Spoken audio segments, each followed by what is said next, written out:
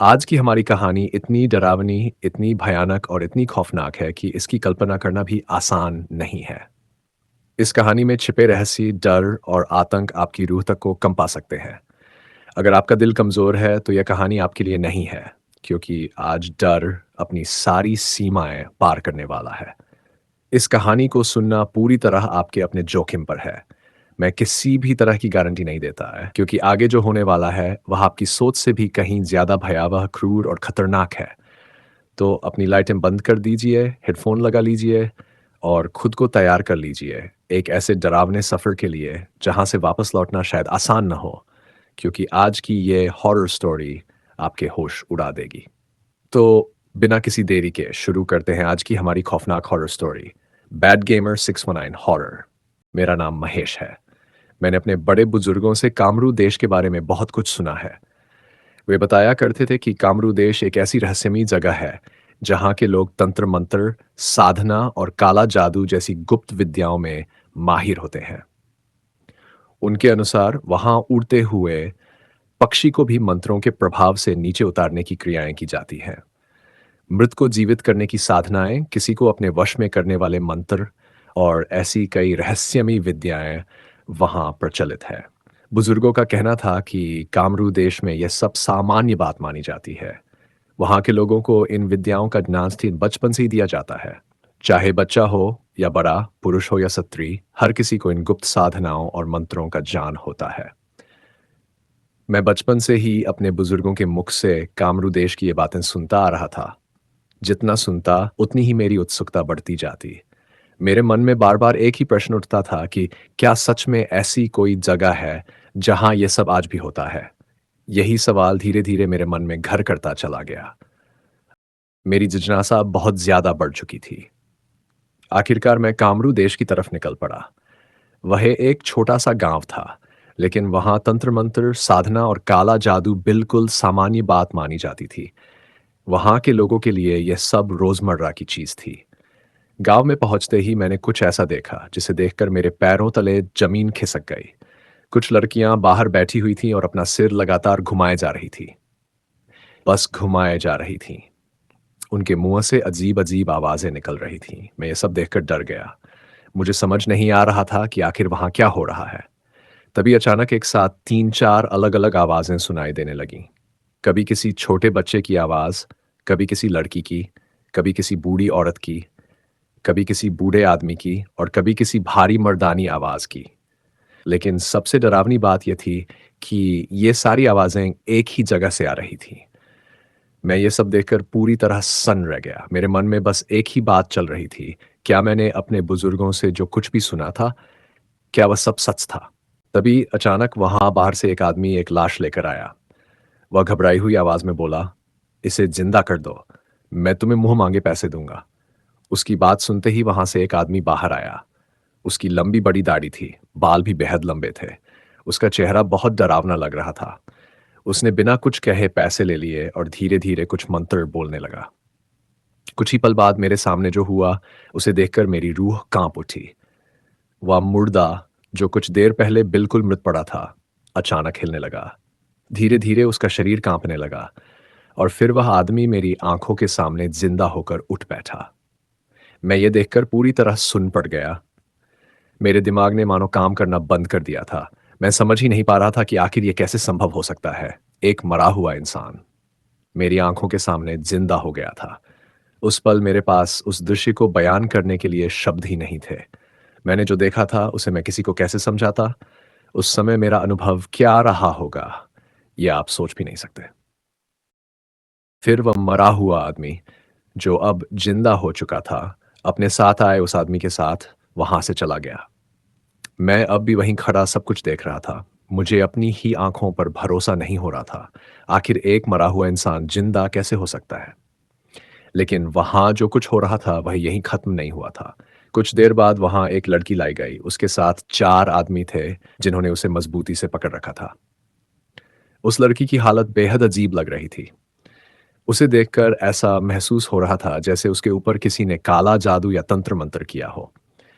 उन चार आदमियों में से एक आदमी घबराई हुई आवाज में बोला, हम इसे हर जगह दिखा चुके हैं, लेकिन किसी को कुछ समझ नहीं आ रहा। आखिर इसके साथ क्या हुआ है? अगर आप इसकी मदद कर दें तो हम आपको मुँह मांगे पैसे देंगे। तभी वही आदमी सामने आया जिसने थोड़ी देर पहले मरे हुए इंसान को जिंदा किया था।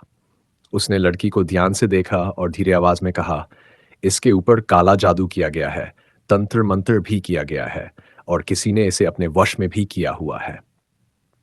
उसकी बातें सुनकर मेरे शरीर में सिहरन दौड़ गई। ऐसा लग रहा था जैसे उस लड़की के साथ बहुत कुछ किया गया था।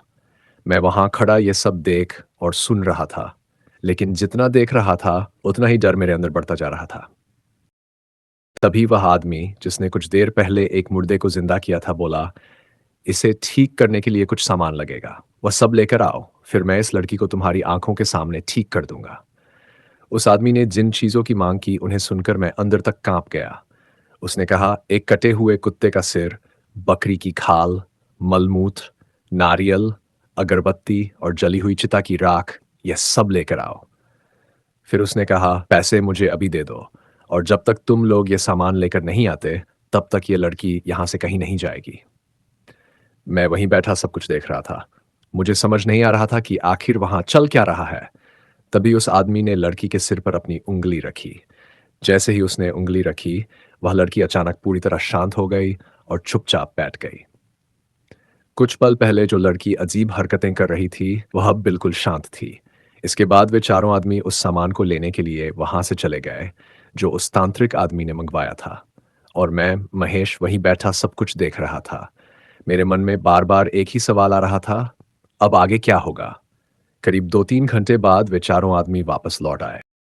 उस तांत्रिक ने पूछा, सब कुछ लेकर आ गए ना? वे लोग प्लास्टिक की थैलियों में वह सारा सामान लेकर आ गए थे। तब मुझे पता चला कि नीचे बाजार भी था और उस बाजार में ये सारी चीजें खुलेआम बिक रही थीं। जब मैं वहां आया था तब मैंने ध्यान से नहीं देखा था, लेकिन अब ये सब देखकर मैं अपना सिर पकड़कर बैठ गया। मैं सोचने लगा, क्या ऐसी चीजें भी खुलेआम बिक सकती हैं? इसके बाद उस लड़की के साथ क्रियाएं शुरू की गई।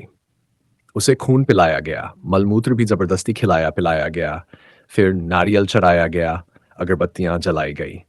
और तभी उस लड़की के अंदर से अजीब अजीब आवाजें आने लगीं। वह जोर जोर से चीखने और चिल्लाने लगी, मुझे जाने दो, मुझे जाने दो। लेकिन वह तांत्रिक अपनी क्रियाओं में लगातार लगा हुआ था। कुछ देर बाद जो हुआ, उसे देखकर मेरी सांसें रुक गईं। वह लड़की धीरे धीरे हवा में उठने लगी। मैं डर के मारे कांपने लगा। फिर अचानक धड़ाम, वह जमीन पर जोर से गिर गई। कुछ देर तक वहां सन्नाटा छाया रहा। फिर वह तांत्रिक धीरे से बोला, अब ये ठीक है, अब इसके साथ कुछ भी नहीं होगा। मैंने जितनी भी बुरी शक्तियां और तांत्रिक क्रियाएं थीं, सब इसके अंदर से निकाल दी हैं। अब इसके अंदर कुछ भी नहीं है, ये पूरी तरह सामान्य हो चुकी है। उसने ये भी कहा, इसके अंदर बहुत सारी आत्माएं थीं, लेकिन अब ये खतरे से बाहर है, अब तुम लोग इसे लेकर जा सकते हो। करीब 1-2 घंटे बाद उसने लड़की के हाथ में एक धागा बांध दिया। मैं अब भी ये सब अपनी आंखों से देख रहा था, लेकिन मुझे अपनी आंखों पर भरोसा ही नहीं हो रहा था। मैं बार बार यही सोच रहा था, आखिर ये सब संभव कैसे हो सकता है? लेकिन अब मुझे समझ आ चुका था, जो कुछ मैंने सुना था वह सब सच था। वह सब सच था और मैं अपनी आंखों से यह सब होते हुए देख रहा था। तभी बहुत सारे लोग एक आदमी को लेकर वहां आए। अब तक मैं समझ चुका कि आगे क्या होने वाला है। इस जगह पर भूत प्रेत, काला जादू, वशीकरण और तांत्रिक शक्तियों से जुड़ी हर चीज का इलाज किया जाता था। और यह सब सच था, क्योंकि मैं अपनी आंखों से यह सब देख चुका था। वे लोग उस आदमी को तांत्रिक के पास लेकर आए। तभी वह आदमी अजीब आवाज में बोलने लगा, मुझे मांस खाना है, इंसानी मांस, फिर मैं इसके शरीर से चला जाऊंगा। यह सुनकर मेरे शरीर में सिहरन दौड़ गई। तभी उस तांत्रिक ने अपनी उंगली आगे की और कुछ इशारा किया। कुछ देर बाद कोई आदमी मांस लेकर आया और उस आदमी को खिलाया गया। उसके बाद वह आदमी फिर बोला, मुझे खून पीना है। तांत्रिक ने तुरंत किसी को आवाज लगाई। कुछ ही देर में एक कटोरे में खून लाया गया और उस आदमी को दिया गया। मैंने अपनी आंखों के सामने उसे वह खून पीते हुए देखा। फिर वह आदमी जो किसी शक्ति के वश में था, अचानक बोला, मुझे शादी करनी है, मरने से पहले मेरी शादी नहीं हुई थी, अब मुझे शादी करनी है, मुझे फेरे लेने हैं, मैं फेरे लूंगा, उसके बाद ये शरीर छोड़ दूंगा। तभी वहां एक कुतिया लाई गई। उसके साथ उस आदमी के फेरे करवाए गए। लगातार 7 चक्कर पूरे करवाए गए और जैसे ही 7 फेरे पूरे हुए, अचानक उस आदमी के शरीर में मौजूद सारी शक्तियाँ निकल गई। वह आदमी वहीं ज़मीन पर गिर पड़ा। मैं ये सब देखकर पूरी तरह हक्का-बक्का रह गया। मैं सोच में पड़ गया कि क्या सच में ऐसी जगहें भी इस दुनिया में मौजूद हैं? अगर मैं किसी को ये सब बताऊँ, तो शायद लोग मुझे पागल समझेंगे। लेकिन अगर कोई खुद वहाँ जाकर अपनी आँखों से देखे, तभी उसे समझ आएगा कि ये झूठ है या सच-सच। मानना या न मानना, वह पूरी तरह आपके ऊपर है, लेकिन ये सब चीज़ें सच में होती हैं और मैंने ये सब अपनी आँखों से देखा हुआ है। आज की कहानी यहीं पर समाप्त होती है। महेश भाई ने अपनी ये डरावनी कहानी हमें भेजी थी। अगर आपको ऐसी ही खतरनाक, रहस्यमयी और डरावनी सच्ची कहानियाँ पसंद हैं, तो हमारे चैनल बैड गेमर 619 हॉरर को सब्सक्राइब करना मत भूलिए। वीडियो को लाइक और शेयर ज़रूर करें।